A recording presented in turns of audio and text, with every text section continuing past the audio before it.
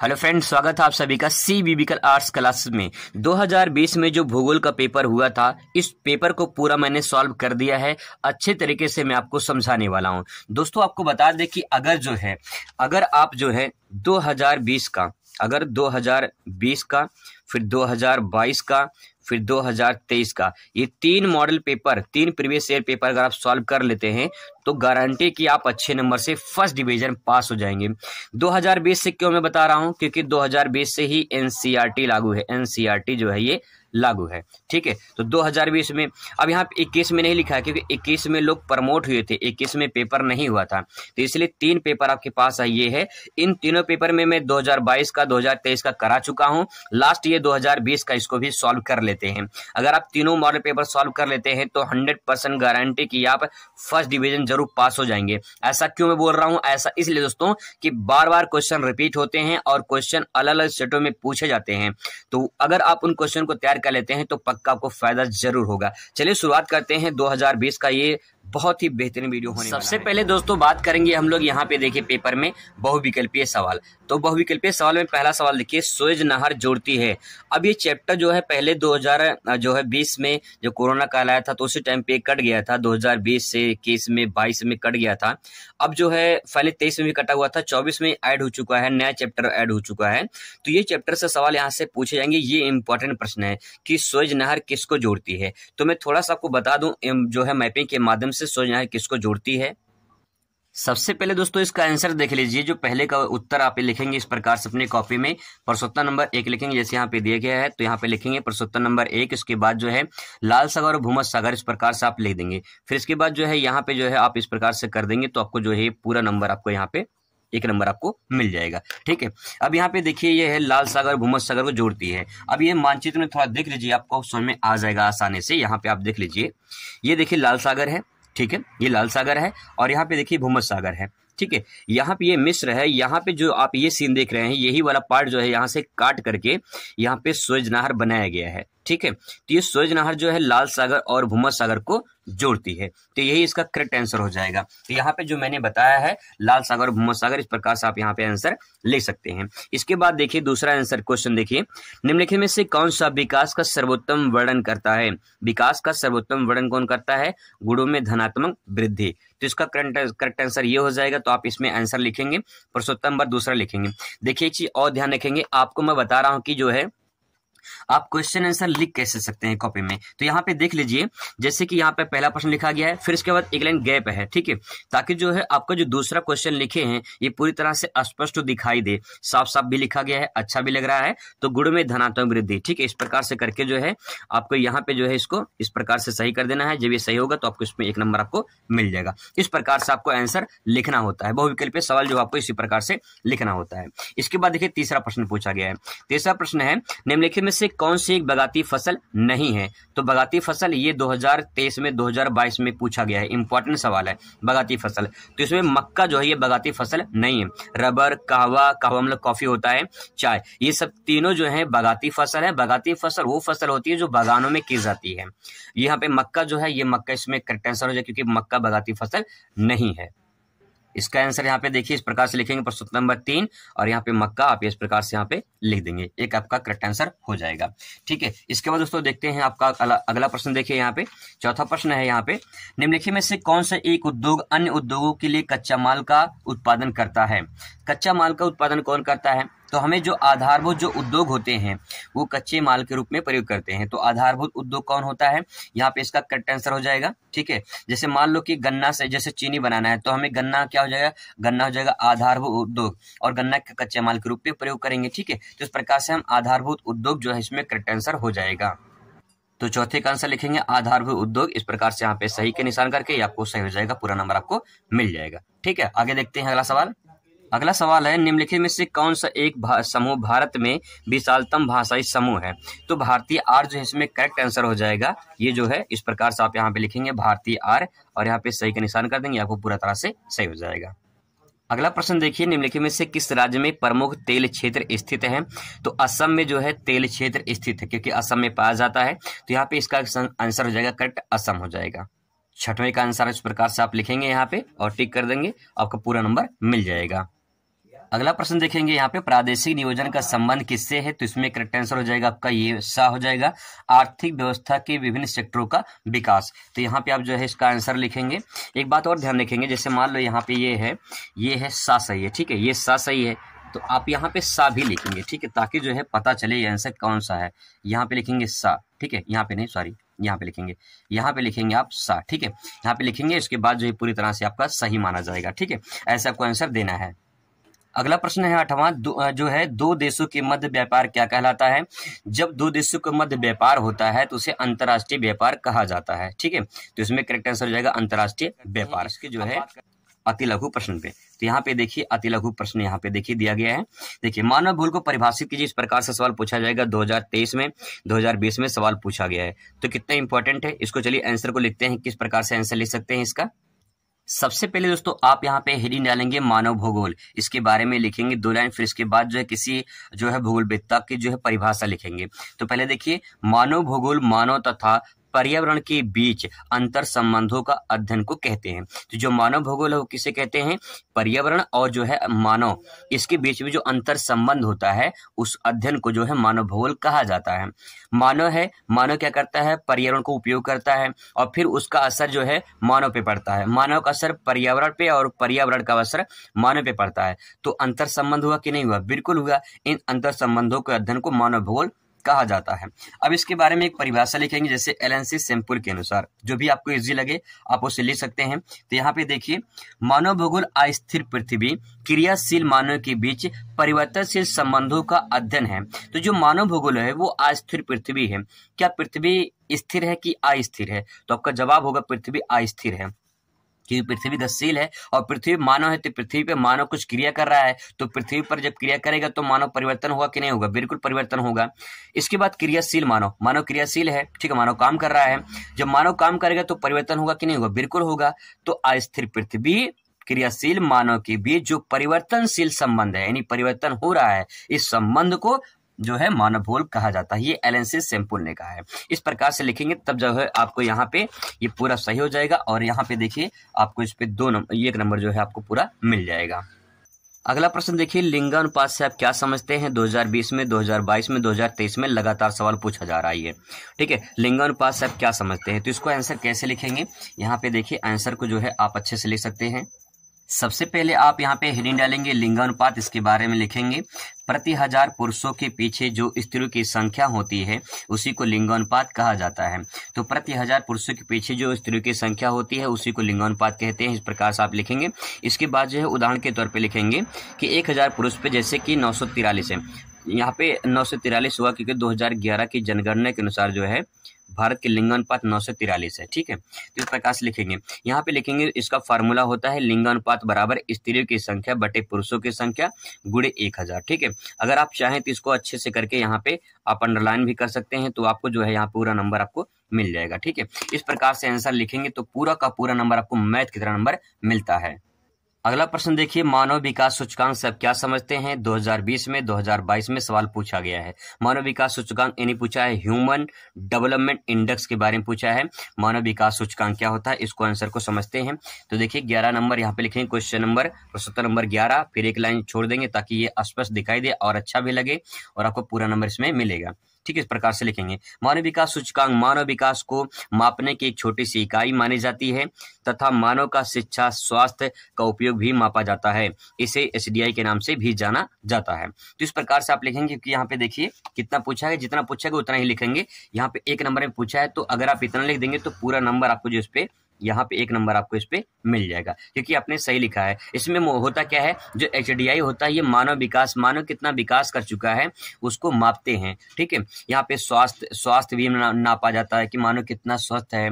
आज की डेट में बहुत सारे प्रदूषण फैल रहे हैं, तो उसकी वजह से मानव जो है कहें कि आप दिल्ली को देख लीजिए, दिल्ली में तो स्कूल वगैरह बंद हो जाते हैं, है ना, तो समस्या बहुत ज्यादा है। इस प्रकार से देख सकते हैं। तो शिक्षा में मानव कितनी प्रगति कर चुका है, कितनी साक्षरता दर बढ़ चुकी है, कितनी कम हुई है, किस राज्य में कम हुई है, किस राज्य में ज्यादा हुई है। तो इस प्रकार से मानव विकास को मापा जाता है।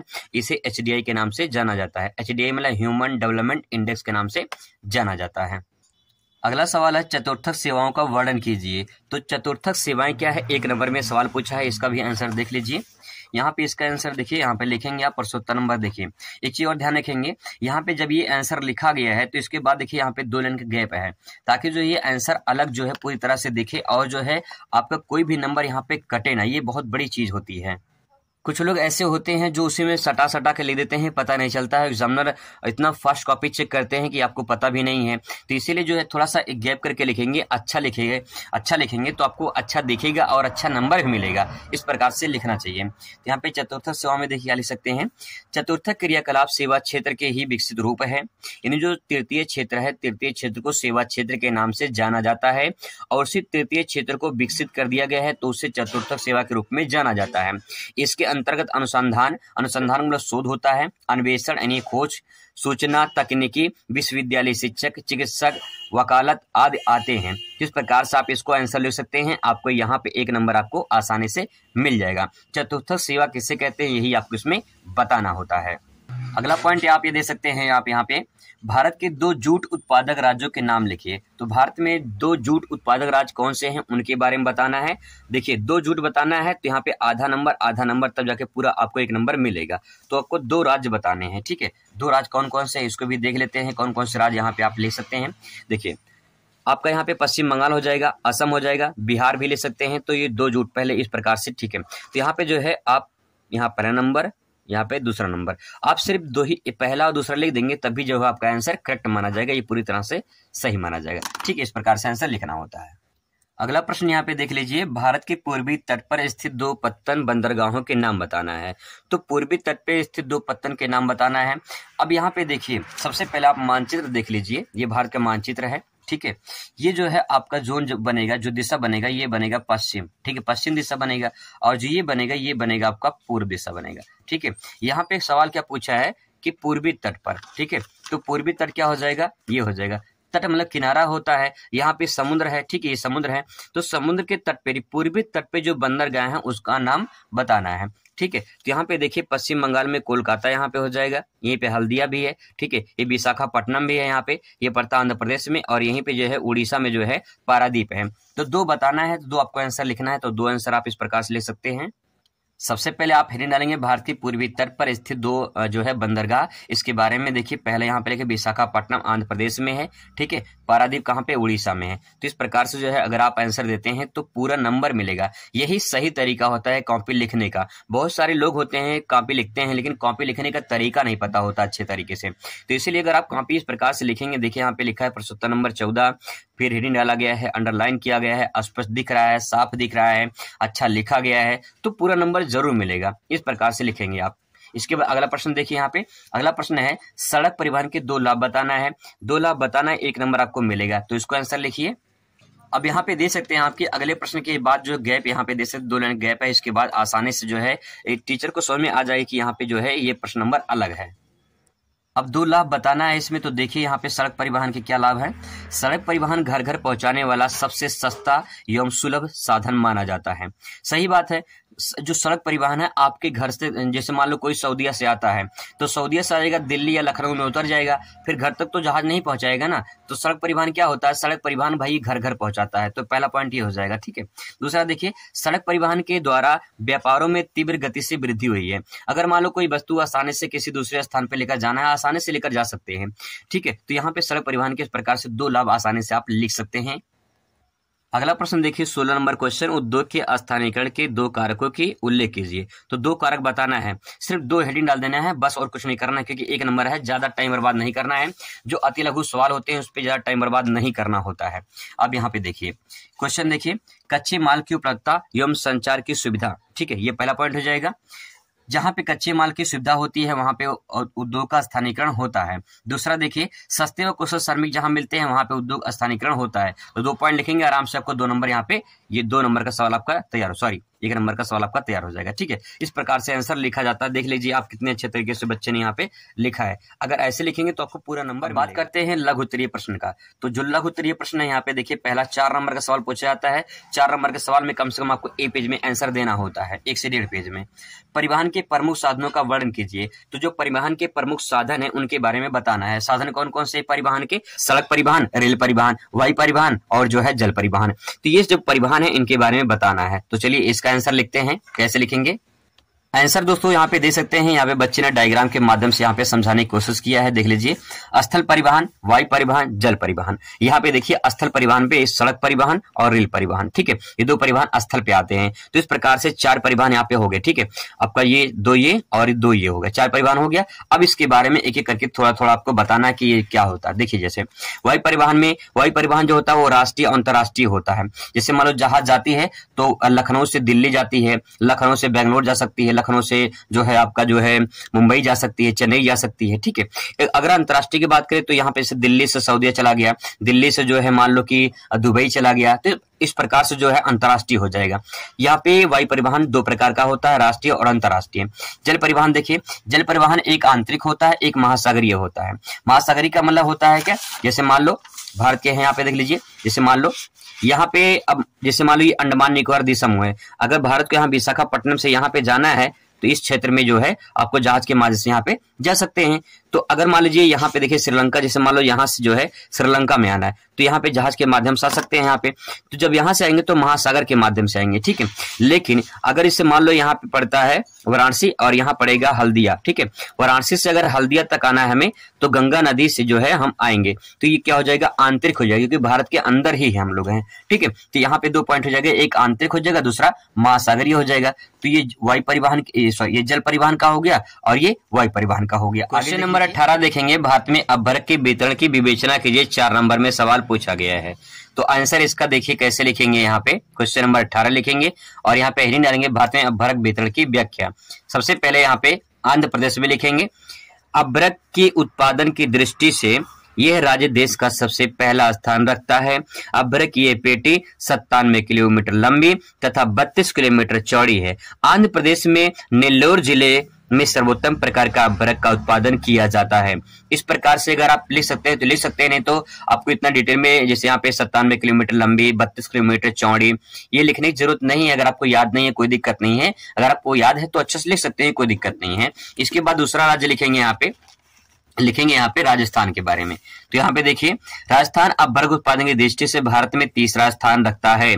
इसकी प्रमुख क्षेत्र जयपुर, अजमेर आदि हैं। बस इतना लिखना और कुछ नहीं करना होता है। एक पॉइंट यहाँ पे और समझ लीजिए, अपभ्रक उत्पादन में कुछ प्रतिशत अपभ्रक उत्पादन तमिलनाडु में भी होता है। तो यहाँ पे 3 राज्य हैं जो आसानी से ले सकते हैं। ए पेज का आंसर हो जाएगा और 4 नंबर आपको पूरी तरह से मिल जाएगा, ठीक है। अगला क्वेश्चन देखिए, भारत में विदेशी व्यापार के प्रमुख विशेषताओं का उल्लेख कीजिए। 4 नंबर में सवाल पूछा गया है। तो इसका आंसर आप कैसे लिखेंगे, भारत में जो विदेशी व्यापार होते हैं, यहाँ पे देखिए क्वेश्चन नंबर 19।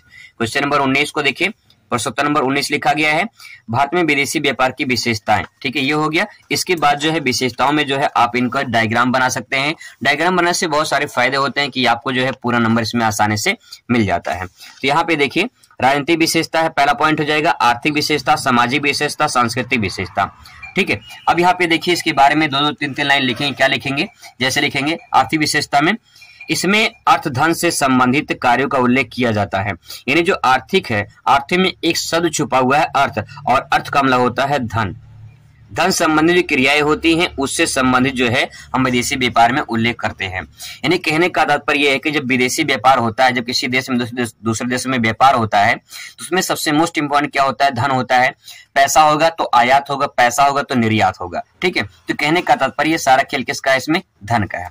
आगे देखिए, राजनीतिक विशेषता में क्या लिखेंगे, राजनीतिक विशेषता में राजनीति से संबंधित कार्यों का उल्लेख किया जाता है। तो यहाँ पे ये शब्द आप इस्तेमाल जरूर करेंगे क्योंकि उसमें शब्द में राजनीति छुपा हुआ है, ठीक है, राजनीति। आगे देखिए अगला पॉइंट यहाँ पे ले सकते हैं, सामाजिक विशेषता। सामाजिक विशेषता में समाज से संबंधित कार्यों का वर्णन किया जाता है, और सांस्कृतिक विशेषता में, सांस्कृतिक विशेषता में अपने संस्कृति जैसी बातों का अध्ययन किया जाता है। तो ये पॉइंट आराम से 2-3 लाइन बना के ले सकते हैं। इसमें बच्चे ने इस प्रकार से लिखा, आप आसानी से इसको समझ सकते हैं। अगला क्वेश्चन यहाँ पे देख लीजिए, मानव स्वास्थ्य पर वायु प्रदूषण के प्रभावों की जो है व्याख्या कीजिए। तो मानव स्वास्थ्य पर प्रभाव की जो है व्याख्या करना है, तो यहाँ पे जो है आप इस प्रकार से इसका आंसर यहाँ पे लिख सकते हैं। क्वेश्चन नंबर 20 लिखेंगे, इसके बाद जो है इसका आंसर लिखेंगे। देखिए, आप चाहें तो इसको हेडिंग में बना के लिख सकते हैं, 1 नंबर 2 नंबर इस प्रकार से लिख सकते हैं। मानव स्वास्थ्य पर वायु प्रदूषण निम्नलिखित प्रकार से प्रभाव डालता है। अब यहाँ पे डैश करके यहाँ पे नंबर 1 लिखना चाहिए था बच्चे को, यहाँ पे इस प्रकार से लिख सकते हैं, मानव का वायु प्रथम मूलभूत आवश्यकता होती है, ठीक है, ये पहला पॉइंट हो गया, ठीक है। यहाँ पे दूसरा पॉइंट लिखेंगे, वह CO2 O2 sorry O2 oxygen को ग्रहण करता है और CO2 को बाहर निकालता है। जैसे पेड़ पौधे ग्रहण करते हैं, हम O2 को ऑक्सीजन के रूप में देते हैं, O2 नहीं CO2 देते हैं, ठीक है, CO2 देते हैं और फिर हमें पेड़ पौधे क्या देते हैं, ऑक्सीजन देते हैं। मतलब इस क्वेश्चन को आप आराम से बना के ले सकते हैं, जैसे यहाँ पे लिखा गया है, ठीक है, आप इसको हेडिंग बना के ले सकते हैं तो आपको पूरा नंबर इसमें मिल जाएगा। आगे देखते हैं, अगला क्वेश्चन देखते हैं, मिश्रित कृषि की विशेषताओं का वर्णन कीजिए। तो मिश्रित कृषि की जो विशेषताएं हैं उसके बारे में आप यहाँ पे लिख सकते हैं। क्या लिख सकते हैं, जैसे देख लीजिए, फटाफट देख लेते हैं इसको। क्वेश्चन नंबर 21 का देखिए, मिश्रित कृषि की विशेषताएं, ठीक है, और इसके बारे में जो है पहला दूसरा तीसरा इस प्रकार से 4 पॉइंट आप यहाँ पे ले सकते हैं, ठीक है। जैसे देख लीजिए, मिश्रित कृषि में एक साथ कई प्रकार की कृषि उत्पादन किया जाता है, इसमें पशुपालन का भी सम्मिलित किया जाता है। तो जो मिश्रित कृषि होती है उसमें पशुपालन भी जो है सम्मिलित किया जाता है। आगे देखिए, मिश्रित कृषि में अधिक श्रम, अधिक समय, अधिक पूंजी का भी जो है किया जाता है। मतलब कि मिश्रित कृषि में जो है अधिक समय, अधिक पूंजी भी इसमें लगता है, इस प्रकार से यहाँ पे ले सकते हैं। आगे देखिए, मिश्रित कृषि एक लंबे बड़े भूभाग पर किया जाता है। मिश्रित कृषि जो होती है वो लंबे बड़े भूभाग पर किया जाता है। और चौथा पॉइंट, मिश्रित कृषि में वैज्ञानिक गतिविधियों का भी प्रयोग किया जाता है। मिश्रित कृषि जो होती है बड़े पैमाने पर किया जाता है और उसमें वैज्ञानिक पद्धति का उपयोग किया जाता है, ठीक है। आगे देखिए, क्वेश्चन नंबर, विश्व व्यापार संगठन के आधारभूत कार्य कौन कौन से हैं। इसका आंसर लिखेंगे, विश्व व्यापार संगठन के आधारभूत कार्य। तो यहाँ पे देखिए, आर्थिक, राजनीतिक, सामाजिक, पूंजीवादी, इस प्रकार से 4 हेडिंग लिखेंगे और उसके बारे में यहाँ पे व्याख्या कर देंगे, ठीक है, यहाँ पे व्याख्या कर देंगे। इसका PDF मैं भेज दूंगा, आप वहां से आराम से उसे तैयार कर लेना, ठीक है। बाकी यहाँ पे मैं इसको दिखा दे रहा हूँ। क्वेश्चन नंबर 23 देख लीजिए। क्वेश्चन नंबर 23 में देखिए, यहाँ पे ग्रामीण नगरीय अधिवास में अंतर बताना है 4 नंबर में। तो यहाँ पे देखिए, इस प्रकार से जो है आप इसका आंसर यहाँ पे आप इसको लिख सकते हैं। टेलीग्राम पे मैं इसका जो है PDF भेज दूंगा, वहां से आप इसे तैयार कर सकते हैं, ठीक है। आगे देखिए, क्वेश्चन नंबर यहाँ पे जो है अगला यहाँ पे देख लेते हैं। क्वेश्चन नंबर 24 है, अंतरराष्ट्रीय व्यापार के आर्थिक महत्व का वर्णन कीजिए। तो क्वेश्चन नंबर 4 जो इसका है यहाँ पे देख लीजिए, फटाफट देख लेते हैं, टाइम बर्बाद नहीं करते हैं। तो देखिए, अंतरराष्ट्रीय व्यापार के आर्थिक महत्व में जो है आप 3-4 पॉइंट यहाँ पे आराम से, जैसे यहाँ पे लिखा गया है, इसको आप आराम से लिख सकते हैं। इसके बाद आता है आपका विस्तृत उत्तरीय प्रश्न। इसमें जो है आपको 2 क्वेश्चन लिखना होता है। इसमें कम से कम 6 नंबर का सवाल होता है, कम से कम आपको 2.5 से 3 पेज में लिखना होता है। तो यहाँ पे देखिए, विस्तृत उत्तरीय प्रश्न यहाँ पे लिखा गया है और यहाँ पे डायग्राम मैपिंग का भी प्रयोग करना बहुत इंपॉर्टेंट होता है, ठीक है। इस प्रकार से देखिए, यहाँ पे आंसर लिखा गया है और फिर इसकी व्याख्या भी की गई है। यहाँ पे देख लीजिए, अच्छे से यहाँ पे बच्चे ने जो है यहाँ पे लिखा है, ठीक है, विथ डायग्राम के माध्यम से अच्छे से यहाँ पे प्रेजेंट किया है। यहाँ पे 3 से 4 पेज में जो बच्चे ने आंसर दिया है। इसके बाद क्वेश्चन नंबर आपका आता है अगला 26 नंबर क्वेश्चन, सूती वस्त्र उद्योग के स्थानीयकरण के जो है इसके कारकों के बारे में बताना है। तो यहाँ पे देख लीजिए, यहाँ पे विथ डायग्राम के माध्यम से जो है यहाँ पे लिखा गया है। इसके बाद इनकी व्याख्या की गई है, ठीक है, व्याख्या की गई है और व्याख्या करने के बाद जो यहाँ पे कम से कम 2.5 पेज में इन्होंने बच्चे ने यहाँ पे लिखा है, ठीक है। तो आप इसे आसानी से ले सकते हैं। इसके बाद आपका आता है यहाँ पे मानचित्र कार्य। मानचित्र कार्य मैं आपको अलग से करवा दूंगा, विश्व और संसार का दोनों आता है, इसमें कोई आपको दिक्कत नहीं होगी, 10 नंबर आपका ये फिक्स हो जाएगा। अब यहाँ पे 2022 का सॉल्व करेंगे, फिर इसके बाद 2020 का भी सॉल्व कर लेंगे। ये 3 मॉडल पेपर हैं, ठीक है, ये 3 मॉडल पेपर जो है आप यहाँ पे दे सकते हैं। ये 3 मॉडल पेपर आपका यहाँ पे है, 2020 का है, 2022 का है, 2023 का है। ये तीनों मॉडल पेपर अगर आप सॉल्व कर लेते हैं तो बहुत अच्छा खासा आपको नंबर मिल जाएगा, क्योंकि हर साल क्वेश्चन रिपीट होते हैं। दोस्तों, जिसमें क्वेश्चन पूछे जाते हैं यहाँ पे देखिए, बहुविकल्पीय, अति लघु उत्तरीय, लघु उत्तरीय और इसके बाद दीर्घ उत्तरीय प्रश्न पूछा जाता है। लघु उत्तरीय जो रहता है, इसमें लघु उत्तरीय की बात करें तो यहाँ पे आप दे सकते हैं, इसको 50 शब्दों में लिखना होता है और दीर्घ उत्तरीय जो है 150 शब्दों में लिखना होता है और अति लघु 20 शब्दों में लिखना होता है। तो यहाँ पे अगर 20 शब्द की बात करें तो 20 शब्द का मतलब 4 से 5 लाइन, और 50 शब्दों का बात करें मतलब कि जो है कम से कम 8 से 10 लाइन, और 150 शब्दों में कम से कम 2.5 पेज में तो आपको इसका आंसर लिखना ही होता है। तो अगर आप इस प्रकार से आंसर लिखेंगे तो आपको पूरा नंबर मिलेगा। चलिए शुरुआत करते हैं। यहाँ पे बहुविकल्पीय प्रश्न दिया गया है। सबसे पहले देखिए, प्रश्न यहाँ पे दिया गया है, निम्नलिखित में से कौन सा एक मानव भूगोल का उपागम नहीं है। तो इसमें करेक्ट आंसर जो है मात्रात्मक क्रांति हो जाएगा। तो यहाँ पे देखिए, आपको यहाँ पे जो आंसर लिखा गया है, आपको इस प्रकार से आंसर नहीं लिखना है, मतलब कि ये क्वेश्चन नहीं लिखना है, बस आपको आंसर लिखना रहेगा। इसके बाद यहाँ पे ऐसे करके आपको टिक कर देना है, तो मात्रात्मक क्रांति जो है इसका करेक्ट आंसर हो जाएगा, ठीक है। इसके बाद दूसरा क्वेश्चन देखते हैं। दूसरा क्वेश्चन देखिए, निम्नलिखित में से कौन सी बागाती फसल है। तो बागाती फसल वो होती है जो बागानों में की जाती है, तो रबड़ इसमें करेक्ट आंसर हो जाएगा। तो बागाती फसल में क्या हो जाएगा, रबड़ हो जाएगा, और इस प्रकार से आपको यहाँ पे करके उस पर टिक कर देना है। इस प्रकार से अगर आंसर देते हैं तो आपका करेक्ट आंसर माना जाता है। अगला प्रश्न यहाँ पे देखिए, तीसरा प्रश्न है, निम्नलिखित में से किस राज्य में प्रमुख तेल क्षेत्र स्थित है? तो सभी जानते हैं इसमें असम जो है करेक्ट आंसर हो जाएगा। तो यहाँ पे देखिए निम्नलिखित में से कौन सा प्रमुख तेल क्षेत्र है, तो यहाँ पे असम इसका करेक्ट आंसर हो जाएगा। आपको पेपर में जो है ये क्वेश्चन नहीं लिखना पड़ेगा, सीधा आंसर लिखेंगे। यहाँ पे आपको एक चीज और काम करना है, जैसे मतलब तीसरे का ये जो है दा सही है, तो यहाँ पे लिखना है ये तीसरे का जो है दा है, ठीक है। यहाँ पे आपको लिख देना है ये तीसरे का दा है, इस प्रकार से आपको लिख देना है। जैसे यहाँ पे रबड़ वाला है, तो यहाँ पे जैसे मान लीजिए इसका आंसर जो है यहाँ पे तीसरे का जो है ये गा वाला पोर्शन है, ठीक है। तो यहाँ पे जो है ये सा वाला पोर्शन है, तो यहाँ पे जो है आपको यहाँ पे सा से लिख देना है। इसके बाद ये करेक्ट आंसर हो जाएगा, ठीक है। और उसके बाद कुछ नहीं करना होता है। इसके बाद दोस्तों आप यहाँ पे देखिए अगला सवाल है चौथा, यहाँ पे देखिए निम्नलिखित में से पत्तन में कौन सा पूर्वी तट पर स्थित है? तो पत्तन का मतलब होता है जो समुद्र तट पे जो बंदरगाह होते हैं उन्हीं को पत्तन के नाम से जाना जाता है। तो पूर्वी तट पे तूतीकोरिन है, ये तमिलनाडु में पड़ता है। तो यहाँ पे जो है इसका करेक्ट आंसर क्या हो जाएगा, यहाँ पे आप दे सकते हैं तूतीकोरिन जो है इसका करेक्ट आंसर हो जाएगा। यहाँ पे आप जो है इस प्रकार से करके यहाँ पे आंसर टिक कर देंगे, ठीक है। अगला सवाल पूछा है कि मोंटेवीडियो राजधानी नगर है, तो मोंटेवीडियो की राजधानी किसकी है? तो यहाँ पे आंसर हो जाएगी उरुग्वे की है। उरुग्वे की राजधानी क्या है? मोंटेवीडियो है। चिली की राजधानी सैंटियागो है, वेनेजुएला की काराकस है और पेरू की राजधानी लीमा है। तो उरुग्वे की राजधानी क्या है? मोंटेवीडियो। तो इसका करेक्ट आंसर क्या हो जाएगा? उरुग्वे हो जाएगा। तो इस प्रकार से आप लिख के यहाँ पे जो इसको टिक कर देंगे ये आपका करेक्ट आंसर हो जाएगा। छठवां सवाल देखिए, निम्नलिखित में से कौन सा स्थान सूती वस्त्र उद्योग के लिए प्रसिद्ध है? तो सूती वस्त्र उद्योग के लिए मैनचेस्टर प्रसिद्ध है। ये मैनचेस्टर कहाँ पे है? लंदन में, यानी ग्रेट ब्रिटेन में जो है। तो इसका करेक्ट आंसर हो जाएगा यहाँ पे मैनचेस्टर। तो यहाँ पे इस प्रकार से टिक कर देंगे, आपका आंसर करेक्ट हो जाएगा। अगला सवाल यहाँ पे देखिए, निम्नलिखित में से किसकी जनसंख्या सबसे अधिक है? तो इन ऑप्शन में से बताना है। तो इनमें देखा जाए तो संयुक्त राज्य अमेरिका सबसे अधिक है। अगर यहाँ पे चीन होता तो चीन का आंसर होता, अगर भारत होता तो भारत का आंसर होता। तो इसमें से जो है तीसरे नंबर पे आता है आपका संयुक्त राज्य अमेरिका। पहले पे चीन, दूसरे पे भारत, तीसरे पे संयुक्त राज्य अमेरिका आता है। तो करेक्ट आंसर क्या हो जाएगा इसमें? संयुक्त राज्य अमेरिका यहाँ पे करेक्ट आंसर आपका हो जाएगा। इसके बाद तो अगला सवाल है यहाँ पे देखिए, सड़क के किनारे विकसित मानव बस्तियां क्या होती हैं? सड़क जो होता है ऐसे होता है, तो सड़क के किनारे जो बस्ती बसी होती है उसको क्या कहते हैं? रेखी, क्योंकि सड़क होती है रेखे में होता है। तो यहाँ पे करेक्ट आंसर क्या हो जाएगा? रेखी हो जाएगा। तो यहाँ पे आप इसका आंसर लिखेंगे जो है। इसके बाद दोस्तों पूछा गया है अति लघु प्रश्न में, देखिए यहाँ पे शुरुआत करते हैं।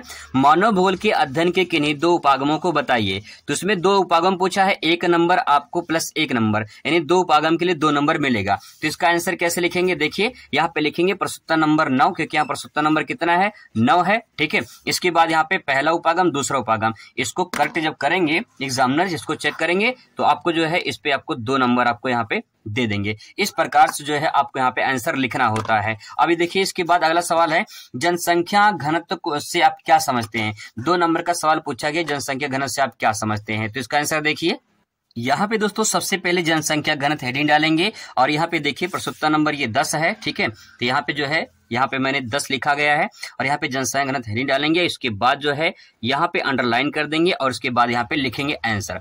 प्रतिशत होगा प्रति 1000 वर्ग किलोमीटर पे निवास करने वाले व्यक्तियों की संख्या को जनसंख्या घनत्व कहा जाता है।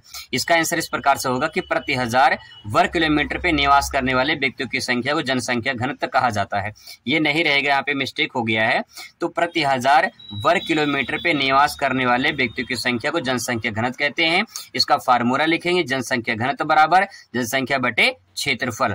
अब जो है इसको आप अंडरलाइन भी कर सकते हैं। तो ये जो है आपका एक कोटेशन का काम करेगा और इस प्रकार से आपको पूरा का पूरा 2 नंबर आपको इस पे जो है आराम से एग्जामिनर 2 नंबर आप इसको दे देगा, ठीक है। पर ध्यान रखें कोई गलती उलती ना हो, जैसे यहाँ पे गलती हुई है तो गलती ना हो, आपको पूरा नंबर इस प्रकार से मिल जाएगा। अगला सवाल देखिए, लिंगानुपात को परिभाषित कीजिए। 2020 में, 2022 में, 2023 में लगातार सवाल पूछा जा रहा है कि लिंगानुपात क्या होता है, इसको परिभाषित करिए। 2 नंबर का सवाल यहाँ पे पूछा गया है।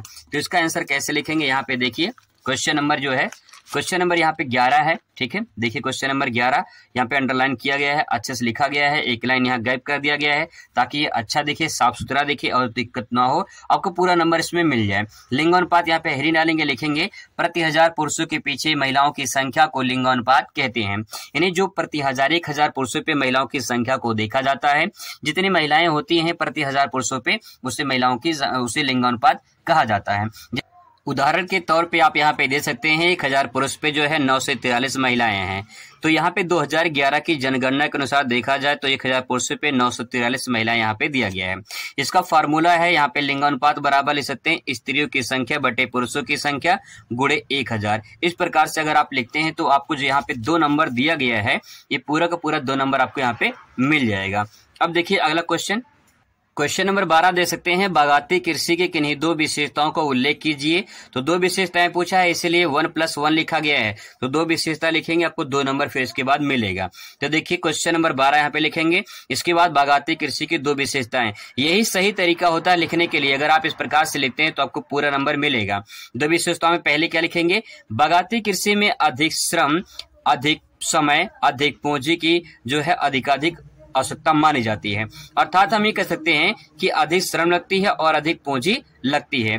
तो पहला पॉइंट ये हो जाएगा। दूसरा पॉइंट में क्या लिखेंगे, बागाती कृषि के अंतर्गत केला, नारियल, रबड़ आदि आते हैं। इसमें वैज्ञानिक पद्धति की आवश्यकता भी मानी जाती है। मतलब ये कि बागाती कृषि में कौन कौन से फसल आते हैं, तो फसल का नाम लिखा गया है और इसमें वैज्ञानिक पद्धति से कृषि की जाती है। तो उसकी क्या होगी, 2 विशेषताएं होगी। इस प्रकार से लिखेंगे, आपको 2 नंबर एग्जामिनर पूरा यहाँ पे दे देगा।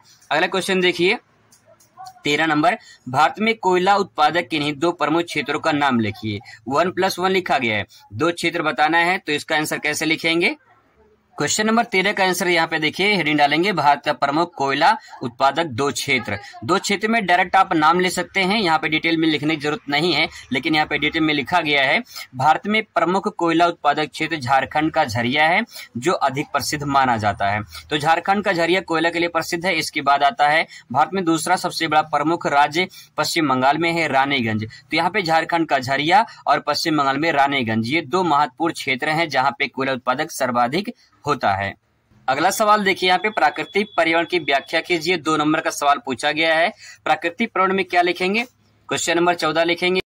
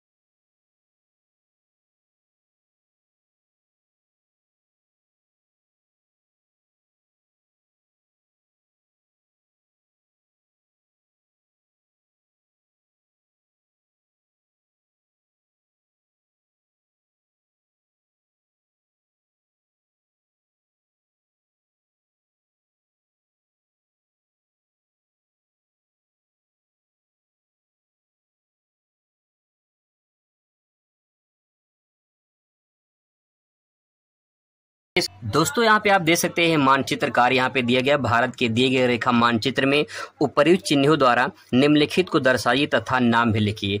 आधा नंबर लिखने का और आधा नंबर सही स्थान दर्शाने का, तब जाके 1 नंबर आपको मिलता है। ये 5 सवाल इस प्रकार से पूछे जाते हैं। कैसे भरना है आइए इसको समझते हैं। मानचित्र सही तरीके से भरा कैसे जाता है। आपको जो मानचित्र मिलता है पूरी तरह से एक ब्लैंक मानचित्र मिलेगा। और कैसे मिलेगा मैं आपको एक प्रारूप दिखा दे रहा हूँ कि जो है ब्लैंक मानचित्र जो है वो कैसे आपको मिलता है। यहाँ पे आप देख सकते हैं ये 2020 का बोर्ड का पेपर का जो है एक मानचित्र है। यहाँ पे 2020 का देख सकते हैं। यहाँ पे आपको ऊपर जो है रोल नंबर लिखना रहता है और यहाँ पे इस प्रकार से ब्लैंक मैप होता है। आप यहाँ पे देख सकते हैं इस प्रकार से। और नीचे आपको यहाँ पे दिखाई देगा केवल परीक्षकों के लिए, यानी जो आप सवाल का जवाब देंगे यहाँ पे आपको नंबर मिल जाता है। 5 नंबर आपको यहाँ पे मिलता है। तो इस प्रकार से जो है एक ब्लैंक मैप रहता है और आपको इसी मैप को भरना होता है। मतलब पूरा सादा रहेगा, बस बाउंड्री रहेगी और आपको जो है मानचित्र भरना होता है। तो चलिए समझते हैं कि मानचित्र जो है कैसे भरते हैं, सही तरीके से मानचित्र भरा कैसे जाता है। सबसे पहले दोस्तों आपको मानचित्र भरने के लिए आपको बस इतना पता होना चाहिए कि भारत का कौन सा राज्य कहाँ पे है, इतना आपको पता होना चाहिए। अगर आपको ये नहीं पता है तो मैं इसका एक अलग से वीडियो बना दूंगा। राज्य कैसे पहचानते हैं, कैसे आप तरीके से ट्रिक से आसानी से पहचान सकते हैं, उसको भी आप जान सकते हैं। अगर आपको जानना है तो उसके लिए कमेंट कर सकते हैं। चलिए आज को भरते हैं। यहाँ पे भारत का जो रेखा मानचित्र है, संसार का भी पूछता है तो आज भारत का हम लोग कवर करेंगे। अगली वीडियो में संसार का भी मैं बताऊंगा कैसे मानचित्र भरे जा सकते हैं। दोस्तों क्वेश्चन नंबर 25 है। क्वेश्चन नंबर 25 से पहला सवाल पूछा है, सर्वाधिक जनसंख्या घनत्व वाला राज्य कौन सा है। तो भारत का सर्वाधिक जनसंख्या घनत्व वाला राज्य कौन सा है, बिहार है। और इस बिहार को जो है आपको देखिए सही नाम दर्शाने का और सही नाम लिखने का, ठीक है, सही जगह दर्शाने का, सही नाम लिखने का, तब जाके आपको मिलता है 1 नंबर। अगर आप गलत दर्शा देंगे तो हो सकता है कि आपको नंबर ना मिल पाए। तो देखिए यहाँ पे सबसे पहले आपको स्टेट पता होना चाहिए कौन सा स्टेट कहाँ पे है। देखिए यहाँ पे है यूपी, ठीक है, ये यूपी है और यूपी के जस्ट बगल में बिहार है। तो बिहार आप यहाँ पे ले सकते हैं, यहाँ पे ले सकते हैं आप बिहार, ठीक है, बिहार लिख देंगे। लेकिन यहाँ पे काम और करेंगे सही लोकेशन दर्शाने के लिए। इसके बाद जो है क्वेश्चन नंबर 25 का पहला है तो यहाँ पे क्वेश्चन नंबर 25 का पहला यहाँ पे आपको लिखना पड़ेगा। 25 का पहला इस प्रकार से आपको लिखना पड़ेगा। क्वेश्चन नंबर 25 का ये पहला हो गया, बिहार हो गया और आपको यहाँ पे दर्शा देना है कि ये है बिहार हो गया, ठीक है। बस और आपको कुछ नहीं करना, इतना काम आपका हो गया, 1 नंबर आपको मिल गया। अगला सवाल यहाँ पे है, सर्वाधिक जनसंख्या वाला राज्य कौन सा है। आप सभी को पता है सर्वाधिक जनसंख्या वाला राज्य यूपी है। तो देखिए ये बिहार है, बिहार के जस्ट बगल में यहाँ पे यूपी है। तो आपको यहाँ पे क्या भर देना है, यहाँ पे भर देना है यूपी। और यहाँ पे क्वेश्चन नंबर आपको जरूर डालना है। क्वेश्चन नंबर 25 का दूसरा है तो 25 का आपको दूसरा यहाँ पे लिख देना है। क्वेश्चन नंबर ये 25 का दूसरा है, ठीक है। बस आपका एक काम हो गया, 2 नंबर आपको यहाँ पे आसानी से मिल गया। ऐसे ही मानचित्र भरा जाता है। अगर आप इस तरह से भरेंगे तो कभी आपको दिक्कत नहीं होगी और पूरा का पूरा नंबर आपको मिलेगा। सवाल नंबर अगला देखते हैं। सवाल नंबर अगला देख लीजिए यहाँ पे, सर्वाधिक साक्षरता वाला राज्य कौन सा है। सर्वाधिक साक्षरता वाला राज्य है केरल। तो यहाँ पे जो है इसका जवाब केरल हो जाएगा। तो चलिए केरल भरते हैं। केरल भरने के लिए आपको आना है नीचे, क्योंकि केरल जो है वो नीचे है, ठीक है। यहाँ पे इस साइड जो है, यहाँ पे जो है आपको केरल मिलेगा और इस साइड जो है आपको यहाँ पे जो है, यहाँ पे तमिलनाडु और इस साइड केरल है। तो यहाँ पे जो है मैं यहाँ पे लिख दे रहा हूँ केरल, ठीक है। यहाँ पे मैं लिख दे रहा हूँ केरल। और क्वेश्चन नंबर ये 25 का तीसरा है तो मैं यहाँ पे लिख दूंगा 25 का ये तीसरा, 25 का तीसरा। बस आपको इतना ही करना है। 25 का तीसरा हो गया, तीसरा प्रश्न का जवाब यहाँ पे हो गया, ठीक है। अब बात करते हैं अगले प्रश्न की। अगला प्रश्न यहाँ पे दिया गया है, सर्वाधिक मानव विकास सूचकांक वाला राज्य कौन सा है। तो इसका भी जवाब केरल ही होगा। और इसका जवाब केरल के लिए आपको जब इस प्रकार से 2 नंबर मतलब कि 2 प्रश्न का उत्तर एक ही आ जाए तो कुछ करना नहीं है, बस आपको यही प्रश्न नंबर लिख देना है। ये 25 मैं यहाँ लिख रहा हूँ तो 25 का जो है ये 25 का चौथा भी लिख दूंगा क्योंकि इसका आंसर एक ही होगा, ठीक है।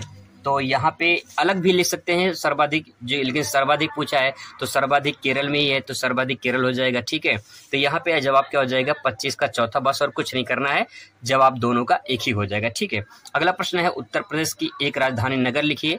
तो उत्तर प्रदेश की राजधानी सभी जानते हैं। तो यहाँ पे देखिए यूपी है और यूपी की राजधानी लखनऊ। तो यहाँ पे जो है अगर आप बाहर लिख रहे हैं तो यहाँ पे एरो बना देंगे। इसके बाद जो यहाँ पे लिख देंगे लखनऊ, और क्वेश्चन नंबर कौन सा है 25 का 5वां, तो 25 का 5वां जो है आप यहाँ पे लिख देंगे। इस प्रकार से पता चल जाए कि आपने पांचों सवाल का जवाब दे दिया है। इसी प्रकार से दोस्तों भारत का मैप भरा जाता है। अगर आप इस प्रकार से भरेंगे तो आपको दिक्कत परेशानी नहीं होगी। अब देखिए ये 2000 मैं दिखा दे रहा हूँ 2023 का है। अब 2022 का भी देख लीजिए, ये देख सकते हैं 2022 का पेपर भी सॉल्व कर लेते हैं मानचित्र का। यहाँ पे दोस्तों पहला क्वेश्चन पूछा क्षेत्रफल की दृष्टि से सबसे बड़ा राज्य कौन सा है। तो क्षेत्रफल की दृष्टि से सबसे बड़ा राज्य कौन सा हो जाएगा, राजस्थान, सभी को पता है। तो यहाँ पे मैं लिख दे रहा हूँ राजस्थान, ये हो जाएगा आपका राजस्थान। और यहाँ पे क्वेश्चन नंबर देखिए 25 का पहला है, तो 25 का पहला मैं यहाँ लिख दे रहा हूँ 25 का ये पहला, ठीक है। इसके बाद दोस्तों अगर सवाल है सबसे अधिक साक्षरता वाला राज्य, तो सबसे अधिक साक्षरता वाला केरल है। तो यहाँ पे कुछ करना ही करना है आपको, यहाँ पे जो है मैंने यहाँ पे भर दिया है। तो आपको यहाँ पे क्या करना है, जैसे कि जो क्वेश्चन नंबर है वही आपको यहाँ पे फिल कर देनी है, ठीक है। 25 का दूसरा, तो 25 का दूसरा यहाँ पे फिल कर देना है। इसके बाद अगला सवाल है सबसे अधिक चावल उत्पादक राज्य, तो सबसे अधिक चावल उत्पादक राज्य है वो पश्चिम बंगाल है। तो ये देखिए यहाँ पे पश्चिम बंगाल है, तो यहाँ पे मैं लिख दे रहा हूँ पश्चिम बंगाल, ठीक है। पश्चिम बंगाल एक क्वेश्चन नंबर 25 का जो है तीसरा है, तो यहाँ पे मैं लिख दे रहा हूँ तीसरा। इस प्रकार से आपको भर देनी है।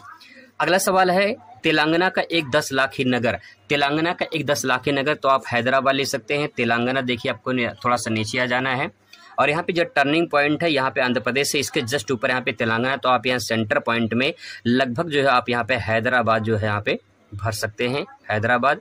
और यहाँ पे क्वेश्चन नंबर 25 का ये चौथा सवाल है, तो 25 का चौथा हो जाएगा, ठीक है। अगला सवाल देखिए आंध्र प्रदेश का एक प्रमुख पत्तन बताना है। पत्तन का मतलब बंदरगाह होता है जो समुद्र तट पर होता है। तो यहाँ पे देखिए ये है टर्निंग पॉइंट आंध्र प्रदेश, तो यहाँ पे जो है आपको यहाँ पे कॉर्नर में यहाँ पे लिख देना है विशाखापट्टनम। विशाखापट्टनम जो है ये हो जाएगा आपका विशाखापट्टनम जो है आंध्र प्रदेश में है। तो ये क्वेश्चन नंबर 25 का हो जाएगा 5वां।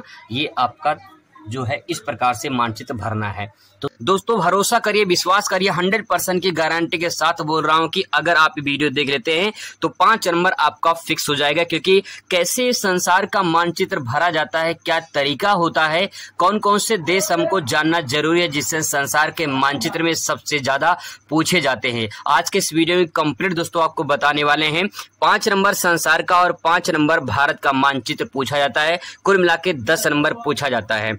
70 में से आपका जो है 10 नंबर का मानचित्र यानी जो है आपका 10 नंबर का मानचित्र पूछा जाता है। 60 नंबर का आपका जो है थ्योरी होगा। तो 10 नंबर आपका जो मानचित्र है वो आपका पक्का गारंटी दोस्तों फिक्स करवा देंगे। जो भारत का है कैसे मानचित्र भरा जाता है उसके बारे में एक वीडियो बना चुका हूं।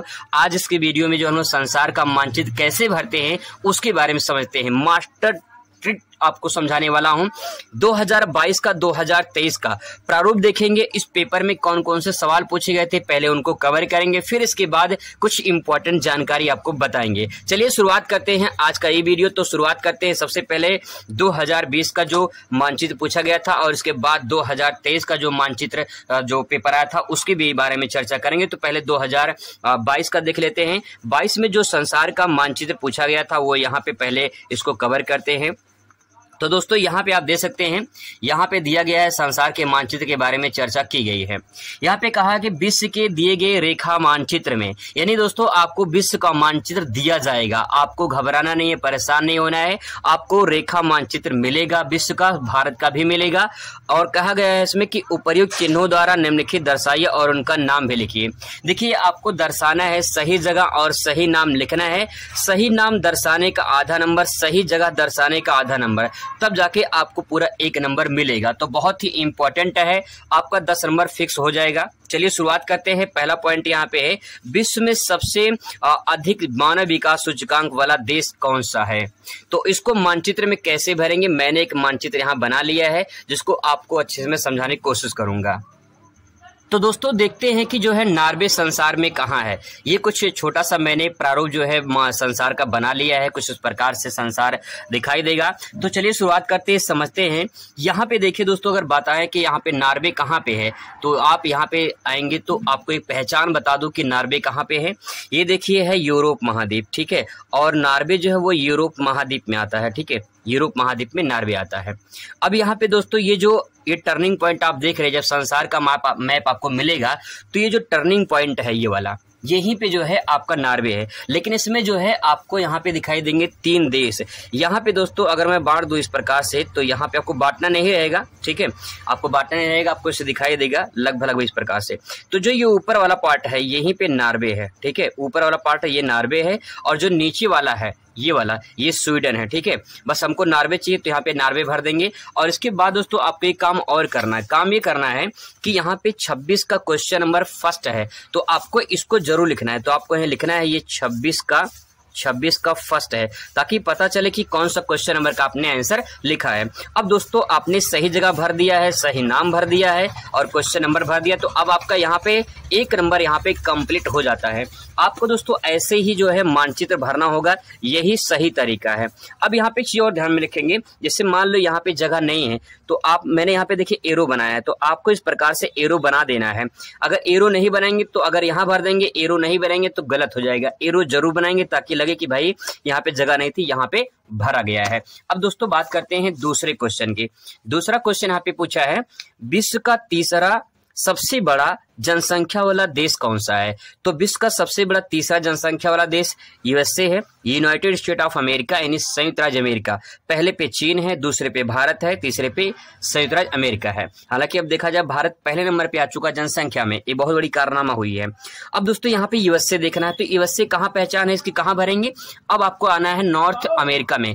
उत्तरी अमेरिका दोस्तों ये है उत्तरी अमेरिका, ठीक है। यहाँ पे दोस्तों अगर बात करें तो ऊपर जो है यहाँ पे कनाडा है, ठीक है, यहाँ पे है कनाडा, ये कनाडा है ऊपर, और यहाँ पे दोस्तों ये है यूएसए, ठीक है, ये है यूएसए। आपको चाहे पूरा जो है संयुक्त राज्य अमेरिका भर सकते हैं या तो आप यूएसए भर देंगे, तब भी आपका करंट आंसर हो जाएगा। यहाँ पे लिखना है आपको 26 का सेकेंड, ये 26 का सेकेंड है। आपको इस प्रकार से दोस्तों भर देना है। कनाडा भरने की जरूरत नहीं, आपको जितना पूछा गया सिर्फ उतना भरेंगे, आपको पूरा नंबर मिलेगा। इस प्रकार से भर देना है। अब दोस्तों मैंने इस प्रकार से भर दिया है, आपको हाईलाइटर नहीं करना है, मैंने सिर्फ अच्छा लगने के लिए ऐसे किया है कि ताकि आपको दिखाई दे स्पष्ट रूप से।